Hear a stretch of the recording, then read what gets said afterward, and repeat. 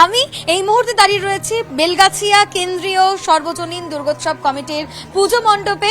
এবছর তাদের পুজো ৯৮তম বর্ষে পদার্পণ করলো, আর এবছরে তারা তুলে ধরতে চেষ্টা করেছেন প্রকৃতির মাঝে মা।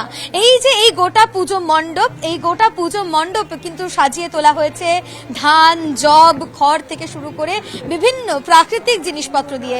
মণ্ডপ সজ্জায় এই প্রাকৃতিক জিনিসপত্র ব্যবহার করা হয়েছে, সেই ভাবনাকেই তারা তুলে ধরতে চেয়েছেন যে মা কিন্তু প্রকৃতির মাঝেই আছে। এই পুজো মণ্ডপের মাধ্যমে আমরা এটাই বলতে চাইছি, প্রতিটা পুজো মণ্ডপের কোনায় কোনায় যা যা জিনিস আছে সেগুলো ধান, পাট, দুব্ব, খড়, শস্য এইগুলো দিয়ে তৈরি হয়েছে। তাহলে এগুলো প্রকৃতি থেকে এসছে, মা প্রকৃতিতে এগুলো দিয়েছেন, আমরা এটাকে প্যান্ডেলে দিয়ে সেই সজ্জা করা হয়েছে।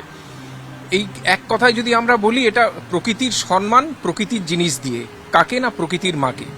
তো যেখানে চারদিকে নানা রকম কেমিক্যালস, মেটালস রয়েছে, সেখানে এই যে বায়োলজিক্যাল উপাদান দিয়ে, জৈব উপাদান দিয়ে, নন টক্সিক যাকে বলি, ইকো ফ্রেন্ডলি, সেটা দিয়ে তৈরি করা হচ্ছে। এই বার্তাও দেওয়া হচ্ছে মা কিন্তু চান পৃথিবীকে রক্ষা করতে।